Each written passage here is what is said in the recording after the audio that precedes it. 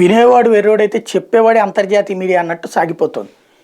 Gaza పాలస్తీనాలోని part 2 అక్కడ ఉగ్రవాదులు తమని తాము కాపాడుకోవడానికి ప్రజల్ని షీల్డ్గా వాడుతుంటారు. దానికి అంతర్జాతీయ మీడియా ఏం ప్రొజెక్ట్ చేస్తుంటే ఒక కుటుంబాన్ని చచ్చిపోయారు లేకపోతే ఒక్క కుటుంబం మీదనే టార్గెట్ చేశారని చెప్తుంటుంది.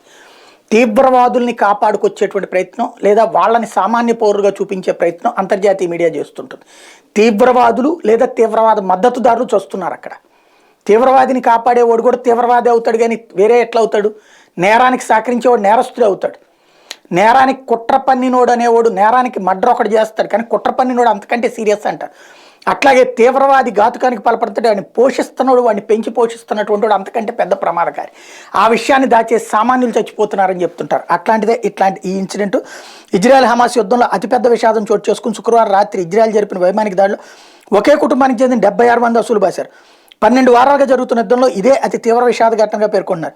గాజా సిటీలోని ఒక భవనంపై జరిగిన దాడిలో అల్ ముగ్రాబీ కుటుంబానికి చెందిన వాళ్ళంతా చనిపోయారు.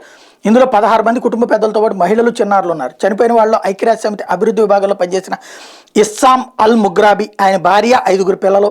సుసైరాత్లోని శరణార్థి శిబిరం వద్ద జరిగిన మరో దాడిలో 14 మంది మృతి చెందారు. మహమ్మద్ ఖలీఫా ఇంటిపై జరిగిన ఈ దాడిలో స్థానిక టీవీ జర్నలిస్ట్ ఒకరు మరణించారు. గాజా సిటీలోని పలు ప్రాంతాలపై శుక్రవారం రాత్రి నుంచి దాడులు చేసామని హమాస్ ఫైటర్లను లక్ష్యంగా చేసుకున్నామని ఇజ్రాయెల్ సైన్యం. అసలు నిజం ఇది, చావు కబురు చల్లగా చెప్పినట్టు. అసలు పాయింట్ ఏమో అన్నిటి మీద దాడి, కానీ మొత్తం 76 మంది ఒకే చోట చచ్చిపోయారని చెప్తున్నారు వీళ్ళు.